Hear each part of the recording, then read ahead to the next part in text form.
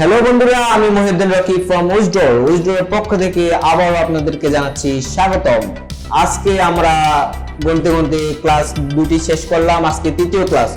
আজকে তৃতীয় ক্লাসে আপনাদেরকে দেখাবো কিভাবে সিএমএস ইনস্টল করতে হয়। আমরা আগের ক্লাসগুলোতে বিভিন্ন সার্ভার নিয়ে আলোচনা করেছি, কি কি রিকোয়ারমেন্ট লাগে তা আলোচনা করেছি। আশা করি বুঝতে পেরেছেন। এখন আমরা মূল টপিকে আসতেছি, কিভাবে আমরা মেইন ওয়েবসাইটটা তৈরি করতে যাচ্ছি। তো আজকের বিষয়টা অনেক গুরুত্বপূর্ণ। যারা আগেরগুলো দেখেন নাই তাহলে আজকেরটা বুঝবেন না, তাই আগেরগুলো আমরা ডিসক্রিপশন বক্সে লিংক দিয়ে দেবো, অবশ্যই দেখে আসবেন। আজকের ভিডিওর মূল টপিক হলো কিভাবে আপনি ইনস্টল করবেন একটা সিএমএস, যে সিএমএসটি দ্বারা আপনি ওয়েবসাইট তৈরি করতে পারবেন এবং মডিফাই করবেন। সেই ওয়েবসাইটটাই আমরা তৈরি করার জন্য এতদিন বাকি বিষয়গুলো আলোচনা করেছি। তো সেই ওয়েবসাইটটি আজকে তৈরি করে দেখাবো।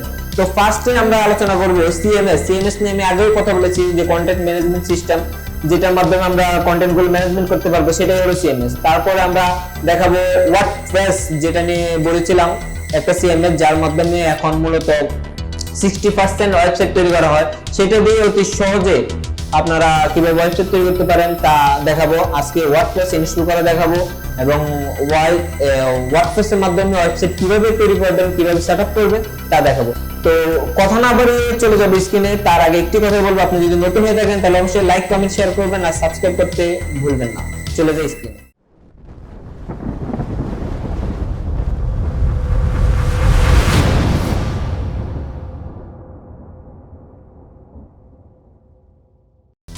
চলে আসলাম স্ক্রিনে আসার পর আমরা যে বিষয়গুলো নিয়ে আলোচনা করেছিলাম ক্যামেরাতে, সেই বিষয়গুলোর বিস্তারিত আলোচনা করব এখানে। তো ফার্স্টে আমরা কোর্স আউটলাইনে দেখতে পাচ্ছি আজকে ভিডিও টপিক ছিল ইনস্টল সিএমএস। আমরা যেই সিএমএসটা দ্বারা কাজ করব বলেছিলাম, সেটি কিভাবে ইনস্টল করব সেটাই এখানে দেখাতে চাচ্ছিলাম। তো ফার্স্টে বলছিলাম যে হোয়াট ইজ সিএমএস। আসলে সিএমএসটা কি, এটা ক্যামেরাতে আলোচনা করেছি, আগের ভিডিওগুলোতে আলোচনা করছি। সিএমএসটা হলো কন্টেন্ট ম্যানেজমেন্ট সিস্টেম, যেখানে কন্টেন্টগুলো আমরা ম্যানেজমেন্ট করব, সেটা আর না বলি, আশা করি বুঝতে পেরেছেন। সেকেন্ড হলো হোয়াট ইজ ওয়ার্ডপ্রেস। ওয়ার্ডপ্রেসটা আসলে কি? ওয়ার্ডপ্রেস আমরা যে সিএমএসটা দিয়ে কাজ করব সেটা হলো ওয়ার্ডপ্রেস। ওয়ার্ডপ্রেসটা আসলে কি? মূলত ওয়ার্ডপ্রেসটা হলো আসলে একটা সিএমএস। এই ওয়ার্ডপ্রেসের মাধ্যমেই আমরা সাইটগুলো তৈরি করে থাকবো। ওয়ার্ডপ্রেসের ভিতরে আমরা থিম ইনস্টল করব, প্লাগইন ইনস্টল করব, ইনস্টল করে এগুলা মডিফাই করে মেইনটেনেন্স করে দেখা গেল যে আমাদের একটা সাইট দাঁড়ায় গেছে। সাইট দাঁড়ানোর পরে সাইটটাকে আমরা কিভাবে সৌন্দর্য দিতে পারি আমাদের মন মতো, সেটা দেখব। আসলে সেটা যে কাজগুলো করবে সেই মাধ্যমটা হলো ওয়ার্ডপ্রেস। ওয়ার্ডপ্রেসের মাধ্যমে এগুলো মেইনটেনেন্স করা যায়। আমরা আস্তে আস্তে সবকিছুই দেখাবো এখন। তারপর ইনস্টল ওয়ার্ডপ্রেস। তো আমরা ওয়ার্ডপ্রেসটা এখন ইনস্টল করব। আমরা গত ভিডিওতে দেখাইছিলাম কিভাবে ওয়ার্ডপ্রেসটা ডাউনলোড দিবেন, তারপর আপলোড দিবেন সার্ভারে, সেগুলো দেখাইছিলাম। তো কাজের আগে আমরা আমাদের সার্ভারটা ওপেন করে নেই। সার্ভারটা হলো জ্যামটা ওপেন করি।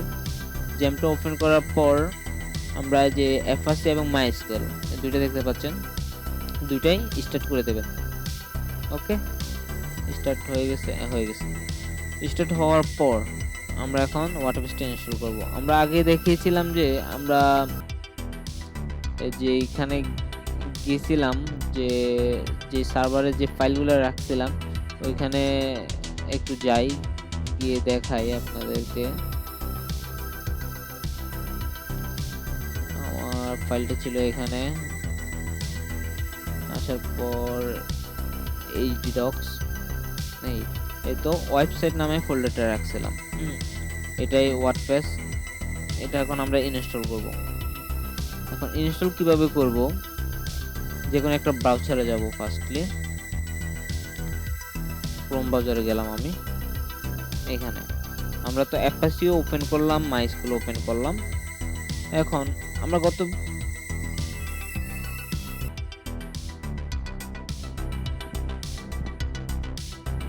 আমরা গত ভিডিওতে দেখাইছিলাম যে কিভাবে ডাটাবেস ক্রিয়েট করবেন।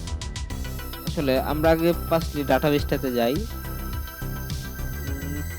PHP মাই অ্যাডমিনে আচ্ছা, ফার্স্টে লোকাল হোস্ট লিখলে এর সার্ভারটা আসবে।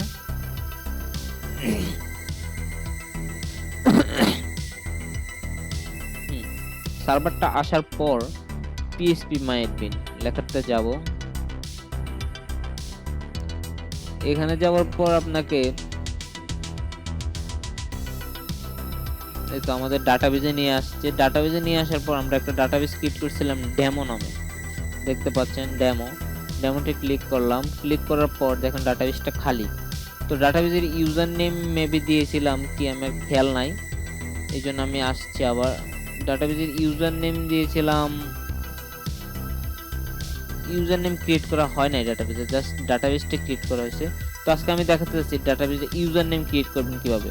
ফার্স্টে আপনার ডাটাবেজটাতে যাবেন, যাওয়ার পর সিলেক্ট করবেন, সিলেক্ট করার পর প্রিভিলাইজ, অথবা আপনার হোস্টিং সার্ভার হলে সেটা অন্য লেখা থাকবে, ইউজার অ্যাকাউন্ট নামে লেখা থাকবে। প্রিভিলাইজে ক্লিক করবেন। প্রিভিলাইজে ক্লিক করার পর আপনার যে ইউজার নেমগুলো আছে সেগুলো চলে আসবে। ইউজার নেমগুলো আসার পর আপনি এখান থেকে অ্যাড ইউজার অ্যাকাউন্ট সিলেক্ট করবেন। তারপর যেটা করবেন এখানে ইউজার নেম দিবেন। ইউজার নেম আপনি দিতে পারেন, আমি যেহেতু ডেমো দিয়েছি ডাটাবেজ নেম, তো আমি ডেমোর ইউজার নেম দিতে পারি ডেমো অ্যাডমিন, জাস্ট আপনি যে কোনো নাম দিতে পারেন। তারপর হোস্ট নেমের জায়গায় আপনি দিবেন লোকাল হোস্ট, অটোমেটিক হয়ে যাবে। পাসওয়ার্ড, আপনি যদি পাসওয়ার্ড দিতে চান তাহলে ভালো পাসওয়ার্ড দিবেন, আর নাহলে নো পাসওয়ার্ড দিবেন। আমি পাসওয়ার্ড দিতে চাচ্ছি, আমি পাসওয়ার্ড দিচ্ছি।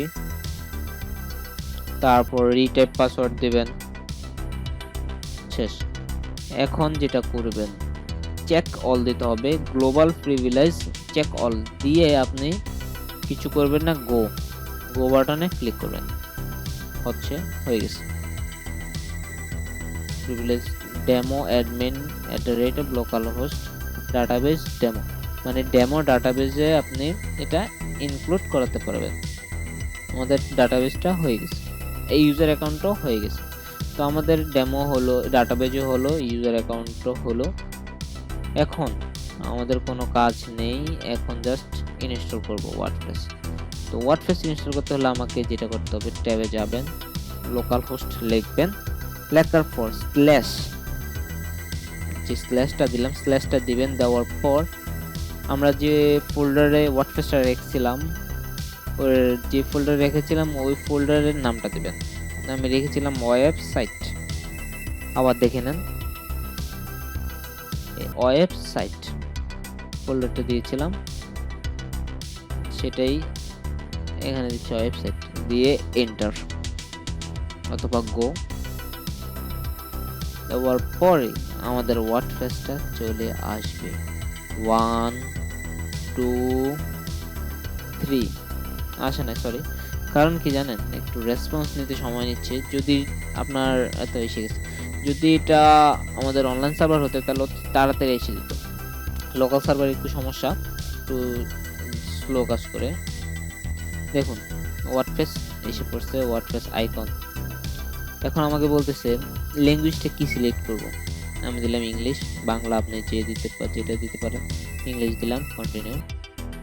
তারপর এখানে বলছে welcome to WordPress, before getting start we need some information on the database, you will need to know the following items before proceeding.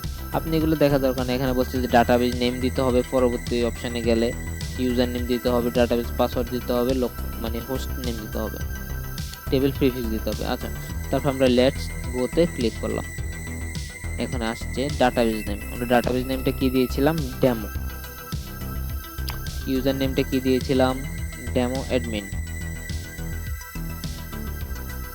কিন্তু আমরা ডাটাবেজের নামটা দিয়েছিলাম, এই তো ডেমো, ইউজার নেম দিয়েছিলাম এই ডেমো অ্যাডমিন। ঠিক আছে, বুঝতে অসুবিধা হলে অবশ্যই কমেন্ট বক্সে জানাবেন। পাসওয়ার্ড কি দিয়েছিলাম, পাসওয়ার্ড। তারপর লোকাল হোস্ট নেমটা সবসময় লোকাল হোস্টে থাকবে, আর আপনি যদি টেবিল প্রিফিক্স চেঞ্জ করতে চান তাহলে চেঞ্জ করতে পারেন, আর নাহলে এটাই থাক, সাবমিট। অলরাইট, কানেক্ট হয়ে গেছে। যদি ভুল দেন তাহলে কিন্তু কানেক্ট হবে না। আমি আপনাকে দেখাচ্ছি, আমি মনে করেন ডাটাবেস নামে ডেমোর জায়গায় ড্যাম দিলাম, সাবমিট দিলাম, কি বলে, sorry already exist, reset, delete first, অনেক কিছু বলবে কানেকশন ফেলড, এরকম কিছু। ডেমো দিলাম, সাবমিট, ইনস্টলিং নাও।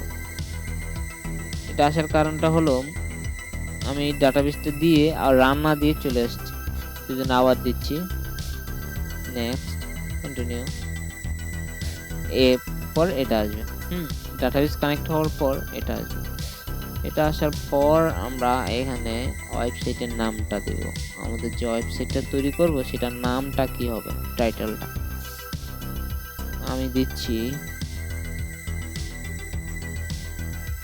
ডেমো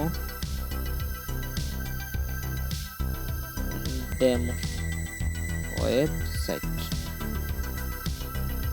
ইউজার নেম কি দিবেন, আপনি যখন অ্যাডমিন প্যানেলে ঢুকবেন তখন একটা ইউজার নেম প্রয়োজন হয় এবং পাসওয়ার্ডের প্রয়োজন হয়, যা যে কেউ যদি ঢুকে মানে আপনার সাইটে যখন অনলাইনে যাবে বিশ্বের যে কোনো স্থান থেকে যেন হ্যাকাররা না অ্যাটাক দিতে পারে এরকম একটা পাসওয়ার্ড দিবেন এবং ইউজার নেম দিবেন। কিন্তু লোকাল সার্ভারের প্রয়োজন নেই এত সিকিউরিটির, আপনি যা কিছু আছে আপনি নিজের মন মতো দিয়ে দিবেন। আমি ইউজার নেম অ্যাডমিন দিলাম, পাসওয়ার্ড আমার মন মতো দিলাম অ্যাডমিন, ইউজ টুইক পাসওয়ার্ড, ইমেল দিবেন, ইমেল দিলাম। এবার ইনস্টল ক্লিক করবেন, হচ্ছে হচ্ছে হচ্ছে ইনস্টল হচ্ছে,